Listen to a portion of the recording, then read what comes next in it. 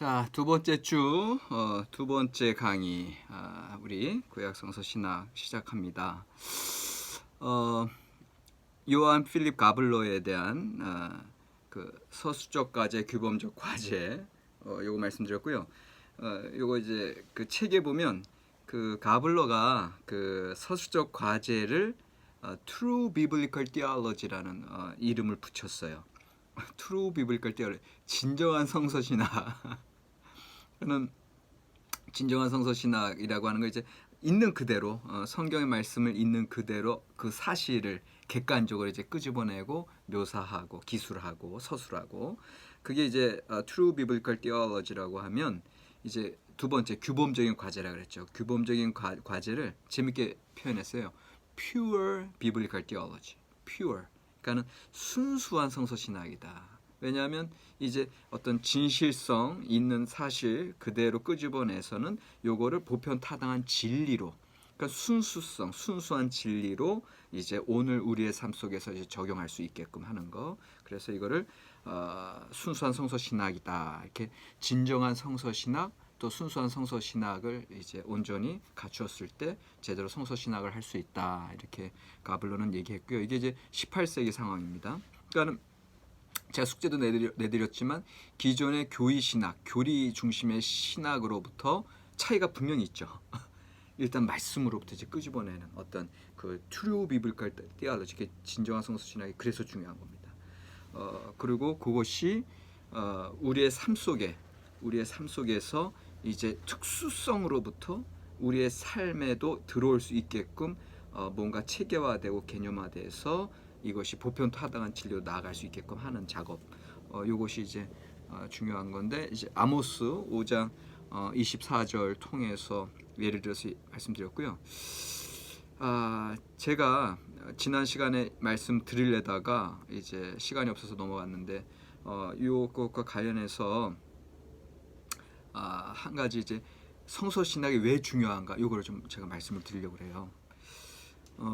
제가 옛날에 이제 보스턴 대학교에서 이제 그 박사 과정에 있을 때 그때는 이제 한참 콜수업 하고 있었어요. 콜수업 하고 있었는데 근데 이제 보스턴에서 이제 제가 섬기던 교회는 주가 다른 곳으로 보스턴은 매사추세츠 주인데 거기서 한 1시간 3-40분 드라이브해서 남쪽으로 내려가면 로드 아일랜드 주라고 나와요. 로드 아일랜드.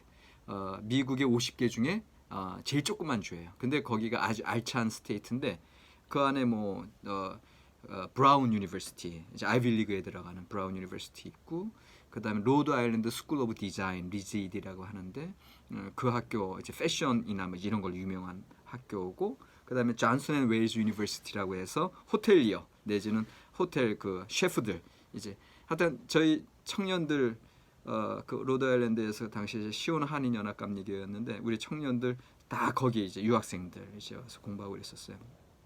그런데 그 한인 교회가 미국에 있는 이민 한인 교회들 대부분이 자기 자체 건물이 없어요.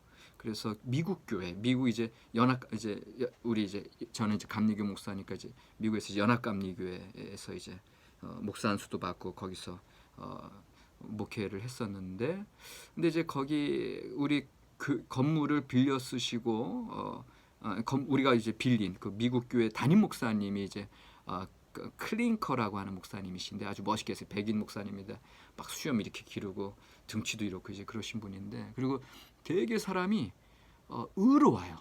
저는 의로운 사람을 좋아하거든요. 어떤 살이 어떤 사욕 그런 게 없고 그냥 늘 의롭게 정의롭게 이제 살아가는 그게 삶 속에 배어 있는 분이에요. 그래서 늘 제가 존경하는 목사님이었는데, 근데 그분이 어느 날 제가 금요일 날 이제 청년들 성경 공부를 했었는데 금요일 날 교회를 내려갔는데 그 목사관에서 저를 부르세요. 그랬더니 너 저기 구약 지금 전공이지? 예, 구약. 그래서 내가 뭐 물어보고 싶은 게 있어. 그래서 뭔데요? 그랬더니 당신 얼굴이 아주 심각해지시면서 당신이 성경 말씀은 다 받아들이지만 목사니까 연합감리교 목사님이니까 근데 이제 연합감리교가 약간 이렇게 리버럴한 측면이 있어요. 근데 이제 이분이 무슨 얘기를 하시냐면 근데 나 구약의 말씀 가운데 이 말씀 하나는 이해를 못한다. 그래서 그게 무슨 말씀? 그게 어떤 말씀인가? 그랬더니 헤렘 사상, 진멸 사상. 예. 그 가나안 땅 들어갈 때 7 족속을 다 진멸하라고 하는 말씀 있잖아요. 그러니까는 이분은 되게 휴머니스트고요. 되게 아주 의롭다고 그랬잖아요, 제가. 그러니까는 이분이 도대체 하나님이 구약의 그 하나님은 이해가 안 된다는 거예요. 왜 가나안 땅의 7 족속들 아무리 우상 숭배하는 이방 족속이라 할지라도 그 안에 그 부녀자들, 어린아이들 할 것 없이 이스라엘 백성들이 가나안 땅 정복하면서 진멸시켜야 되잖아요. 다 죽여야 되잖아요. 그렇게 하나님이 명령하셨잖아요. 그런 하나님을 자기는 도대체 받아들일 수가 없대요. 그 제가 그 질문 딱 듣고 저도 그렇네. 저도 대답할 말이 없더라고요. 그래서 그러냐고 나도 이 문제는 생각해 보지 못해서 한번 저도 같이 고민해 보겠습니다. 이제 그러고 나왔는데, 근데 이제 그때는 제가 이제 구약 이제 콜스웍하고 이제 박사과정 이제 초기 뭐 제가 뭘 알겠습니까? 그래서 그때는 그 고민이 제게 들어왔었는데, 근데 나중에 이제 쭉 공부하면서 이제 깨달아지는 건 우리 그 클링크 목사님이 성서신학적인 관점이 안 갖춰 계시구나. 이제 그거를 이제 안 거예요. 그러니까는 지난 시간에 우리 얘기했죠. 여호수아서와 사사기에 부딪히는 거, 땅 정복 전쟁의 완성과 여전히 진행 중인 것과 거기를 어떻게 우리 해결했어요. 그게 이제 성서신학적으로 이제 전승의 관점에서 그다음에 성경 문서의 형성 과정을 통해서 우리가 설명을 했잖아요. 그러니까 이것도 그런 맥락에서 풀릴 수가 있는 거예요. 어떻게 풀 수 있느냐? 여러분들 자 여기 말씀을 볼까요? 이제 헤렘에 대한 명령 말씀 이제 수행이 여호수아서 10장 40절에 나와요. 여호수아 10장 40절을 보면 이와 같이 여호수아가 그 온 땅 곧 산지와 네겝과 평지와 경사지와 그 모든 왕을 쳐서 하나도 남기지 아니하고 호흡이 있는 모든 자는 다 진멸하여 바쳤으니 이스라엘의 하나님 여호와께서 명령하신 것과 같았더라. 이렇게 돼 있어요. 그러니까 사실은 그 땅의 7 족속과 관련된 자들은 다 쳐서 멸한 거예요. 진멸한 거예요. 근데 이 말씀이 하나님 여호와께서 명령하신 것과 같았더라 이렇게 돼 있죠. 하나님 명령하신 거. 이게 하나님 명령은 또 어디 나와? 여러 군데 나오지만 특별히 신명기 20장 볼까요? 신명기 20장 16에서 17절 보시면 신명기 20장 16에서 17절 보시면 오직 내 하나님 여호와께서 내게 기업으로 주시는 이 민족들의 성읍에서는 호흡 있는 자를 하나도 살리지 말지니 곧 헷 족속과 아모리 족속과 가나안 족속과 브리스 족속과 휘 족속과 여부수 족속을 내가 진멸하되 내 하나님 여호와께서 내게 명령하신 대로 하라. 이렇게 돼 있어요. 그러니까 계속 하나님의 그 진멸 사상에 대한 명령들이 지금 나오고 있단 말이에요. 근데 이제 이 말씀을 보세요. 가블러의 모델을 취하면 서수적 가제 True Biblical Theology로 보면 진정한 성서신학으로 보면은 지금 있는 그대로예요. 당시의 상황에서 가나안 땅 정복 전쟁이 일어날 때 그 가나안 땅의 7 족속은 다 하나님께서 명령하신 대로 다 멸하고 심지어는 어린아이 할 거 없이 다 진멸했어요. 그러니까 너무 끔찍하죠.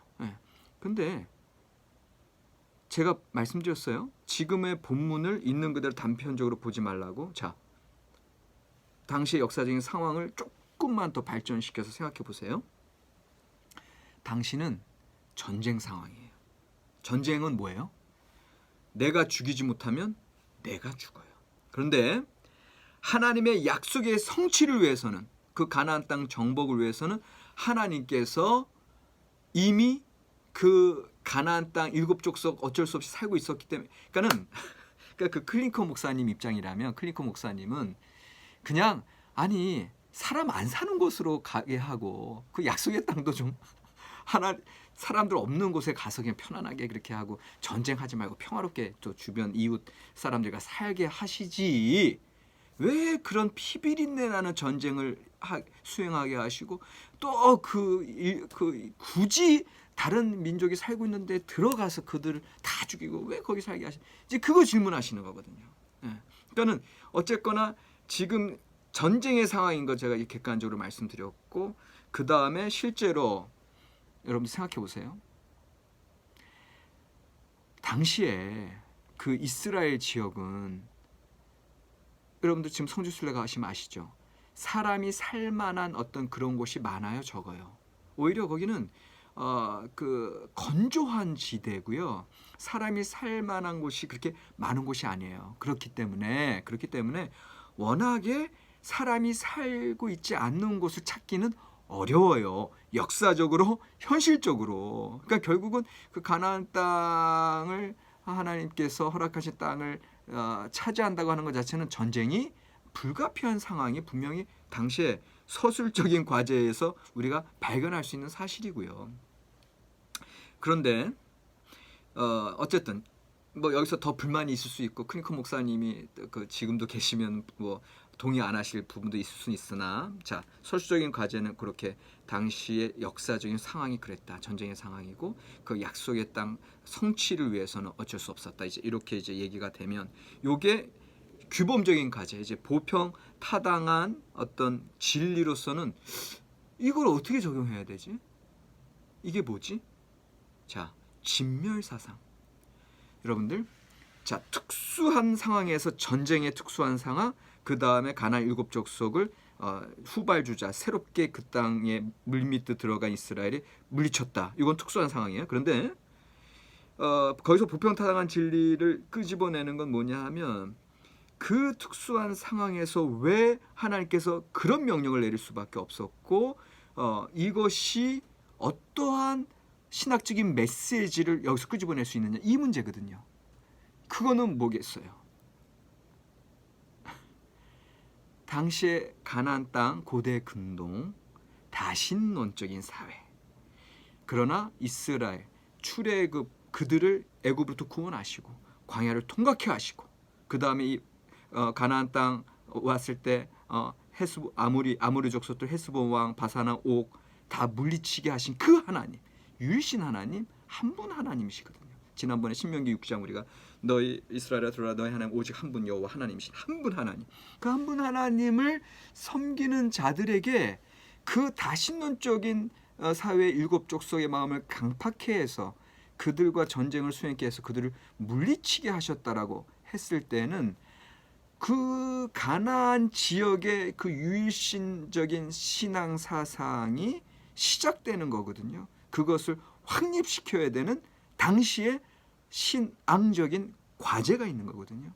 그러면 그 당시 그 신앙적인 과제를 통해서 하나님을 믿는 신앙의 순수성, 하나, 유일성은 순수한 신앙을 얘기하는 거고, 한눈 파는 신앙 아닌 거고, 이것도 기 저것도 기 그냥 대충 혼합주의 타협주의가 아니고, 결국은 이 진멸사상의 이면에는 순전한 하나님만을 섬기는 십계명의 제1계명, 너희는 나 외에 다른 신을 두지 말라라고 하신 그 말씀의 실현인 거죠.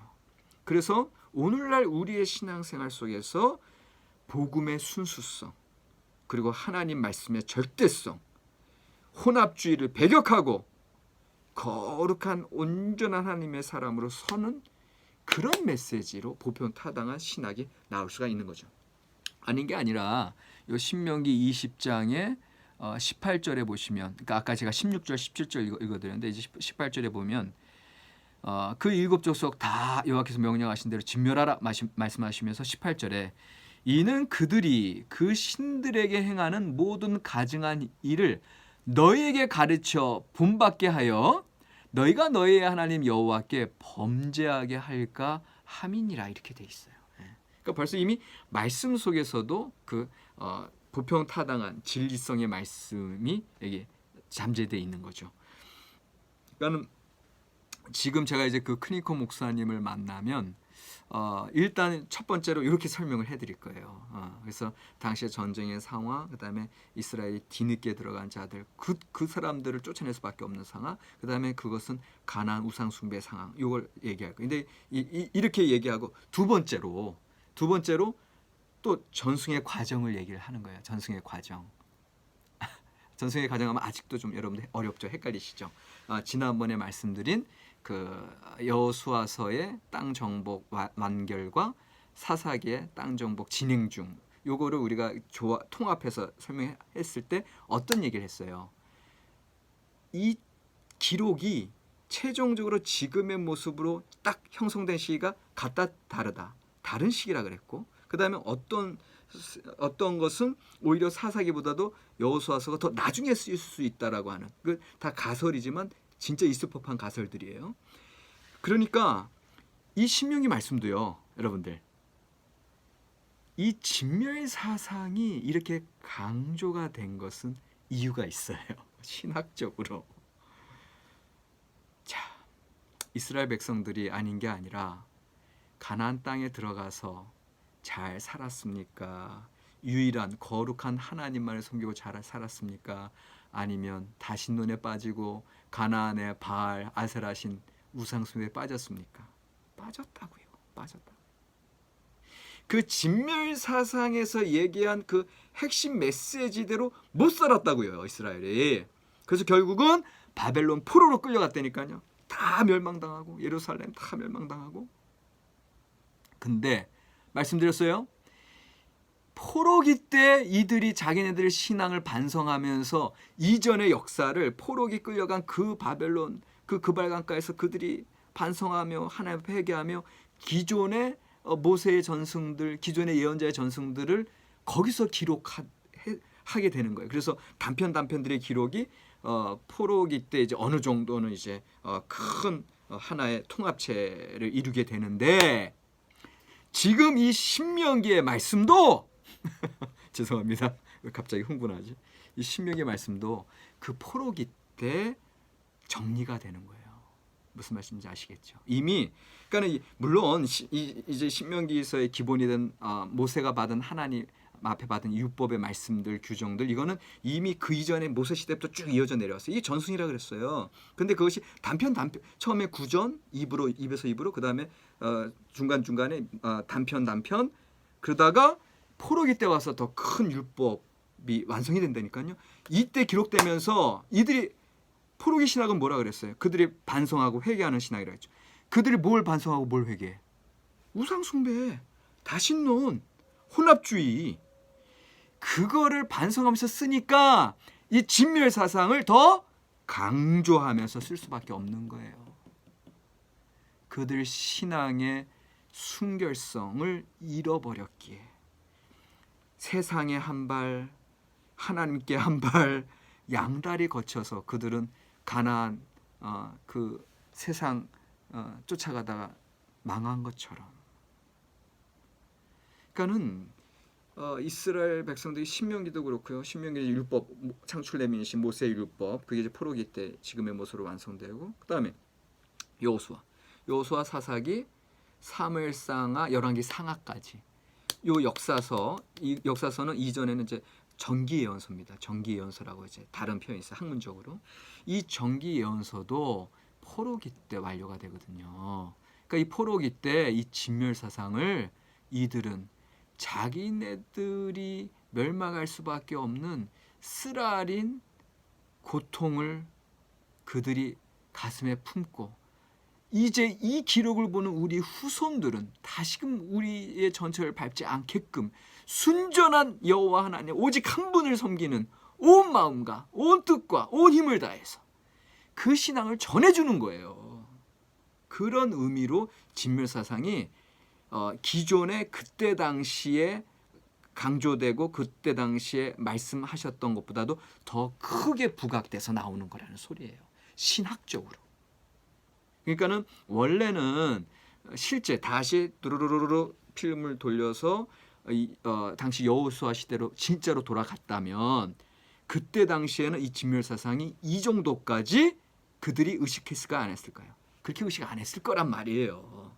근데 쭉 역사를 살면서 실제 역사를 그 이후에 가나안 땅 정복 전쟁하고 사사 시대 살고 이제 왕정 시대 이루면서 그 우상 숭배가 만연하고 너무 심각했고 결국은 그걸로 인해서 멸망할 수밖에 없었던 비극적인 역사를 아는 이스라엘의 이 전승 보존자들이 성경 말씀을 집대성하고 지금의 모습으로 완성하면서 진멸사상을 이렇게 크게 부각시켜서 신학적으로 선포하고 있다는 거고요.